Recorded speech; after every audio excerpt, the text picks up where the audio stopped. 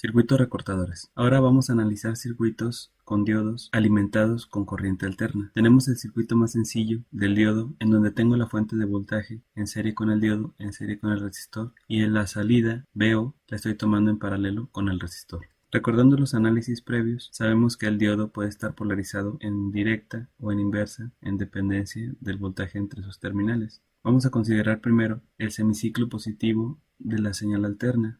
En este momento, la fuente polariza al diodo en directa y permite el paso de la señal. Si graficamos el voltaje de salida, el diodo permitiría que pase todo el semiciclo positivo, esto considerando el modelo ideal, en donde el diodo es un circuito cerrado. El voltaje máximo o voltaje pico no se va a ver afectado por el diodo si estamos en el modelo ideal. Ahora analizamos el semiciclo negativo. El diodo va a estar polarizado en inversa y no va a permitir la conducción de la señal. Si consideramos el modelo práctico, el voltaje pico va a disminuir. Suponiendo que el diodo es de silicio, tendríamos que restarle aquí los 0.7 volts de polarización. En caso que el diodo sea de silicio, si fuera de germanio, sería de 0.3 volts.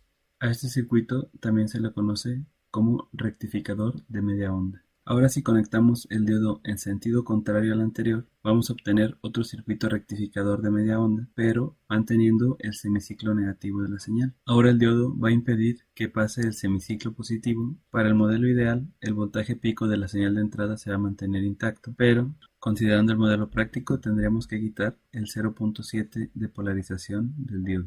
Existen circuitos recortadores que cuentan con una fuente de corriente directa para poder modificar los niveles en donde se quiere recortar una señal. Vamos a recordar cómo funciona el conectar una fuente de corriente directa con una fuente de corriente alterna. Recordamos que en serie los voltajes se suman. En este caso vamos a tener un voltaje positivo en CD y un voltaje en CA. Si nosotros graficamos a VO, tendríamos la señal de CD y la señal de CA sumada. Con esta conexión yo puedo elevar el nivel de mi señal de entrada hasta un valor determinado por la fuente. Si la fuente de CD estuviera conectada al revés, esta señal estuviera por debajo del eje del tiempo y la señal estaría montada en ese nivel de corriente directa.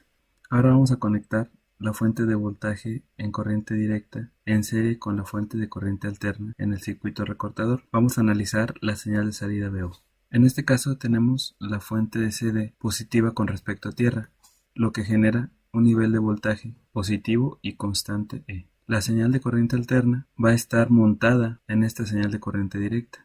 Recordamos que el diodo, al estar conectado en esta dirección, va a permitir únicamente voltajes positivos, por lo tanto va a recortar todos los voltajes negativos. Esta sería la señal de salida. Vamos a resolver nuevamente el circuito, pero ahora vamos a poner el nivel de CD negativo con respecto de tierra. Si graficamos VO, el nivel de CD va a estar por debajo del eje del tiempo y la señal de CA va a estar montada en este nivel de voltaje. Nuevamente, el diodo va a permitir únicamente voltajes positivos y el voltaje de salida va a tener la siguiente forma. Ahora vamos a poner al diodo en dirección contraria y vamos a graficar la salida VO. Observamos que el nivel de CD es positivo con respecto de tierra, por lo tanto está sobre el eje del tiempo. Ahora graficamos el nivel de CA. Con esta dirección que tiene el diodo únicamente va a permitir voltajes negativos.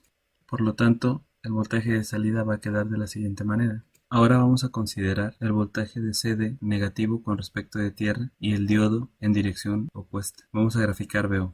La fuente de CD es negativa con respecto a tierra. Tenemos un nivel de voltaje por debajo del eje del tiempo. La señal de CA va a oscilar con respecto a este voltaje, pero el diodo va a impedir que existan voltajes positivos. Por lo tanto, la señal de salida tendrá la siguiente forma. Y de esta manera podemos recortar las señales alternas al nivel que se requiere en alguna aplicación.